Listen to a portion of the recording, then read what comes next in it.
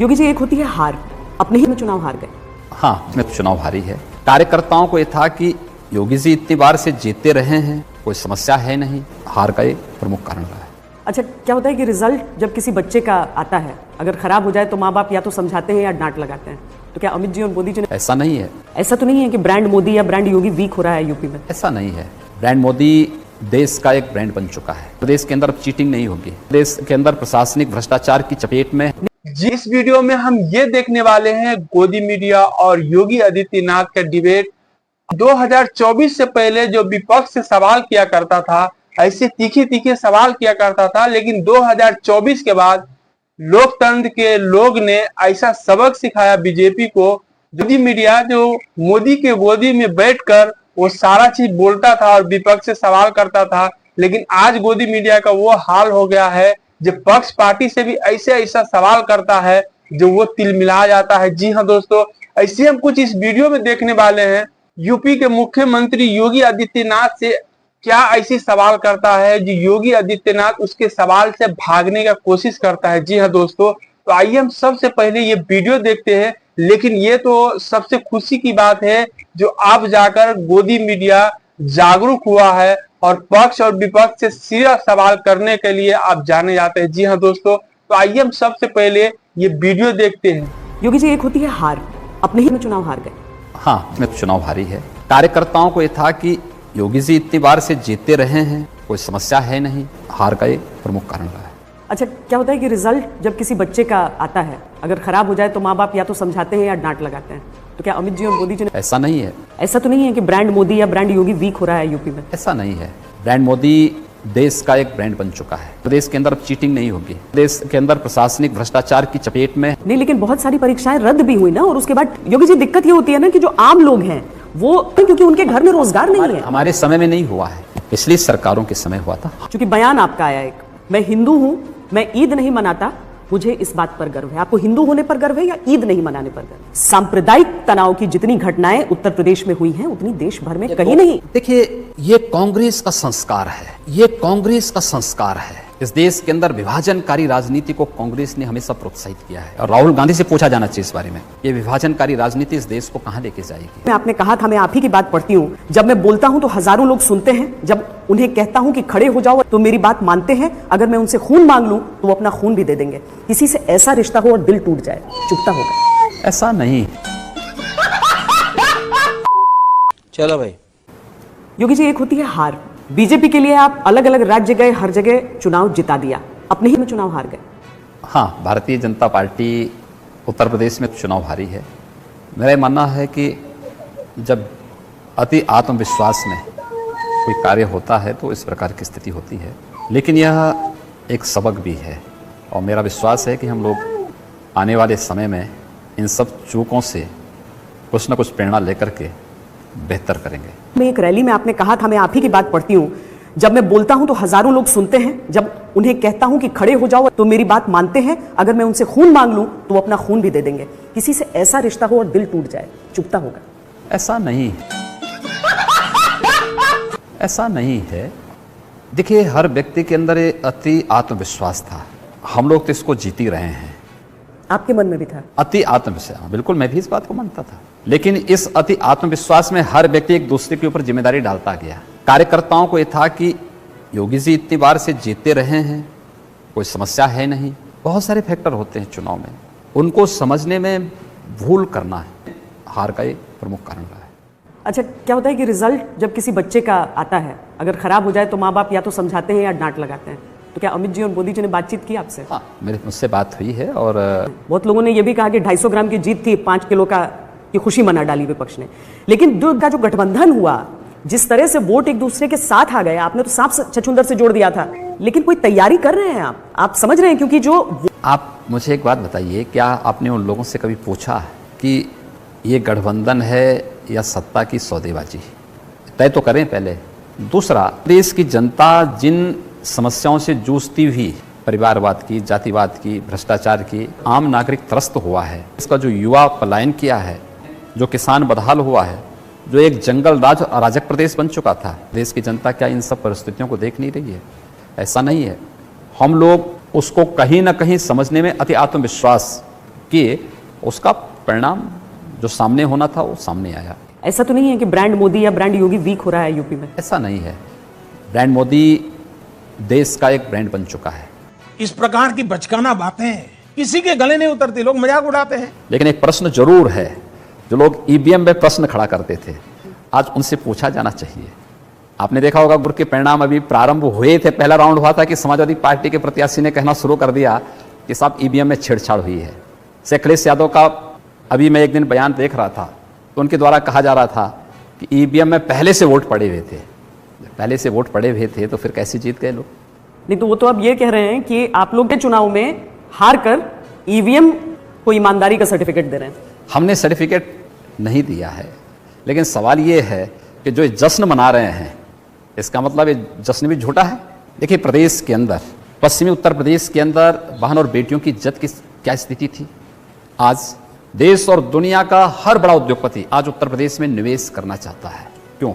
उत्तर प्रदेश के अंदर चीटिंग नहीं होगी, उत्तर प्रदेश के अंदर प्रशासनिक भ्रष्टाचार की चपेट में हमारी फाइल नहीं उलझेगी। नहीं, लेकिन बहुत सारी परीक्षाएं रद्द भी हुई ना, और उसके बाद टीचरों को भी। योगी जी, दिक्कत ये होती है ना कि जो आम लोग हैं वो कोर्ट ने किया है या सरकार कर रही है, वो फर्क नहीं समझते क्योंकि उनके घर में रोजगार नहीं है। हमारे समय में नहीं हुआ है, पिछली सरकारों के समय हुआ था। हम तो नौकरी दे रहे हैं। साथ ही कल मैंने इस बात की घोषणा की कि हम 4 लाख से अधिक नौकरियों की अधियाचना भेज चुके हैं, के माध्यम से सारी भर्तियां करने जा रहे हैं। सब इंस्पेक्टर की भर्ती की प्रक्रिया इस समय चल रही है, तो हम तो इस प्रक्रिया को आगे बढ़ा रहे हैं। पुलिस की तो जरूरत भी है, इतने एनकाउंटर होने हैं। हमारे पास एनकाउंटर नहीं होने हैं, हमें झूठ बोल रहा है। उत्तर प्रदेश की जनता को सुरक्षा देना है। आप पर सवाल भी बहुत खड़े हो गए थे, मानवाधिकार के तमाम आरोप लगने लगे थे। उत्तर प्रदेश के अंदर मानवाधिकारों का उल्लंघन नहीं होता है, हम तो मानवाधिकारों के पक्षधर हैं। तो ये एनकाउंटर कब तक चलेगा इस तरह से? एनकाउंटर यहाँ पे एक भी फेक एनकाउंटर नहीं हुए हैं, एक भी नहीं। जनता को आप मूर्ख समझना बंद कर दीजिए।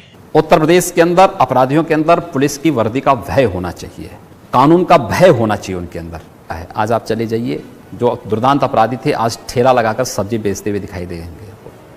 रोजगार उनको भी मिल गया है। रोजगार, मैं राजनीति में आया हूँ सेवा के लिए। क्योंकि बयान आपका आया एक, मैं हिंदू हूं, मैं ईद नहीं मनाता, मुझे इस बात पर गर्व है। आपको हिंदू होने पर गर्व है या ईद नहीं मनाने पर गर्व? नहीं, मुझे इस बात पर गर्व है कि मेरी सरकार के कारण प्रदेश के अंदर सभी पर्व और त्यौहार सकुशल संपन्न हुए हैं। यही प्रदेश है। पहले की स्थिति क्या थी? पर्व और त्यौहार खुशी के माहौल के लिए नहीं, बल्कि लोगों के मन में भय पैदा करते थे कि मुहर्रम आ गया, पता नहीं क्या हो जाएगा, होली आ गई, पता नहीं क्या हो जाएगा। सांप्रदायिक तनाव की जितनी घटनाएं उत्तर प्रदेश में हुई हैं, उतनी देश भर में कहीं नहीं। ये 2016 के आंकड़े हैं, ये 2017 नहीं 2016 तक के आंकड़े। मैंने पूरे देखे हैं, ये 2016 तक के आंकड़े हैं। दोस्तों, उत्तर प्रदेश की तुलना अगर आप किसी अन्य छोटे राज्य से करें, जिस उत्तर प्रदेश में सप्ताह में 2 दंगे होते थे, वर्ष में एक भी दंगा नहीं हुआ, क्या इसको उपलब्धि नहीं मानते आप? नहीं, मैं महंत और मुख्यमंत्री के अंतर्द्वंद्व की बात जब मैं कर रही थी, तो मैं आपका पसंदीदा रंग भी जानना चाहती हूँ। भगवा आपका पसंदीदा रंग है, क्योंकि कई दफा पेंटिंग करते हुए हज हाउस तक पहुंच गए थे, तो ये अति उत्साह था। अति उत्साह नहीं था। देखिए, उस प्रकार के यहाँ पे किसी पुलिस थाने को भगवा रंग से नहीं रंगाया गया है। मैंने यहाँ पे पुलिस की यूनिफॉर्म भगवा नहीं की है। नहीं, तो शिक्षा को भी देख के जैसे प्राथमिकता नहीं समझ आती है ना, लगता है कि मतलब स्कूल आपकी प्राथमिकता है कि मदरसे हैं, क्योंकि हर बात मदरसों से जुड़ी रहती है कि वहां पर सीसीटीवी, यहाँ पर रिकॉर्डिंग होगा, वहां 26 जनवरी मनाओ, 15 अगस्त मनाओ, हर जगह राष्ट्रगान गाओ। उन्होंने स्वयं उसकी, और मुझे प्रसन्नता है कि उत्तर प्रदेश के तमाम मदरसों ने अपने यहाँ रिकॉर्डिंग करके हमें उपलब्ध करवाया कि हम ये तो किसी तरह का दबाव ही होगा, दबाव नहीं, वीडियोग्राफी की कोई दबाव नहीं। हमने स्कूलों से भी कहा समस्या का समाधान होना चाहिए। एक विवाद को लेकर के हम देश के सौहार्द को खराब करें, ये उचित नहीं है। आज डेवलपमेंट लोगों की आवश्यकता है, डेवलपमेंट पे चर्चा न करके केवल एक इश्यू को लेकर के लगातार वो कर रहे हैं। विनय कटियार ने कहा था कि एक बार फिर कुर्बानी देनी होगी। किस तरह की कुर्बानी की बात कर रहे हैं? अब विनय जी ने कहा, इस बात के बारे में विनय जी ही बता पाएंगे, आपको नहीं बताया? नहीं, मेरी इस पे कोई चर्चा नहीं है। लेकिन अब ऐसी एक होड़ शुरू हो गई है जहां पर हर पार्टी एक हिंदू पहचान तलाश रही है। वो सेक्युलर वाला जमाना लगता है गया। आपको लगता है जो बीजेपी का यूएसपी था, जो खासियत थी, वो खत्म हो जाएगी धीरे धीरे? देखिए, हमारी बहुत बड़ी विजय है ये। राहुल गांधी के परनाना अपने को एक्सीडेंटल हिंदू कहते थे, लेकिन राहुल गांधी को, यानी पंडित जवाहरलाल नेहरू जी की चौथी पीढ़ी में आते आते उनको ये साबित करना पड़ा कि मैं जनेऊधारी हिंदू हूँ, और मंदिर में जा कर के माथा टेक रहे हैं। ये हमारी सबसे बड़ी विजय है। हिपोक्रेसी की भी सीमा होती है। आज लालू जी के सुपुत्र कहते हैं, आज अखिलेश यादव कहते हैं कि मैं भी हिंदू हूं। यानी अगर मैं कहूं तो बुरा और अखिलेश यादव कह रहे हैं तो वो सच, वो सही है। इसलिए यह हमारे लिए कभी भी राजनीतिक मुद्दा नहीं था। नहीं, देखिए ना कि आप तो मुख्यमंत्री जब से बने तब से बहुत संयम है आपके बयानों में, लेकिन आपके जो साथी हैं वो ताजमहल का पीछा नहीं छोड़ रहे, आप धरोहरों की बात कर रहे हैं और जिस तरीके से उसे एक अलग धर्म का दर्जा दिया जा रहा है, खतरा देखते हैं? देखिए, ये कांग्रेस का संस्कार है जी ठीक है। ये कांग्रेस का संस्कार है। अच्छा, इस देश के अंदर विभाजनकारी राजनीति को कांग्रेस ने हमेशा प्रोत्साहित किया है और राहुल गांधी से पूछा जाना चाहिए इस बारे में। ओ भाई, मारो मुझे, मारो मारो मुझे, मारो मारो, नहीं ये मजाक हो रहा है, एक सेकंड यार, मजाक हो रहा है। और राहुल गांधी से पूछा जाना चाहिए इस बारे में। ये विभाजनकारी राजनीति इस देश को कहां लेके जाएगी और ये कांग्रेस की उस विभाजनकारी मानसिकता को एक बार पुनः प्रदर्शित करता है। ये देश की जनता इसको स्वीकार नहीं करेगी। आपको नहीं लगता है जिस तरह से कांग्रेस उत्साहित है कि कांग्रेस तो पहले हमेशा उत्साहित रहती है, तो राहुल गांधी अपना जगह तो ढूंढे पहले कि राहुल गांधी की जगह कहां पे है।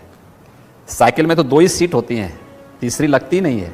आपको गठबंधन से डर नहीं लग रहा है जो सामने? हमें कोई भय नहीं है, गठबंधन से कोई भय नहीं। हम गठबंधन के बारे में जानते हैं, गठबंधन की वास्तविकता को भी जानते हैं। योगी जी, आपने कहा कि एक भ्रम फैलाने की स्थिति खड़ी हुई, लेकिन ये जो हिंदू युवा वाहिनी का मामला है जिसके वक्त वक्त पर खबरें आती रहती हैं उनके गुंडागर्दी की, इसमें भी भ्रम फैल रहा है या सच्चाई है? एक भी घटना ऐसी नहीं हो सकती है। सिंगल हिंदू युवा वाहिनी कोई गुंडागर्दी नहीं मैं कहता हूं सिंगल घटना के बारे में बता दें। ऐसा तो नहीं है कि राज्य की पुलिस पर्दा डाले? पुलिस पर्दा क्यों डालेगी कि हमने एक लक्ष्मण रेखा खींची है प्रदेश के अंदर। कानून के नजरिए में कोई भेदभाव किसी के साथ नहीं। भारतीय जनता पार्टी में एक रीति नजर आती है योगी जी, वो ये कि जो शीर्ष का नेता होता है वो थोड़ा उदार छवि वाला होता है और जो नंबर 2 होता है वो एक कट्टर हिंदू की छवि के साथ आता है।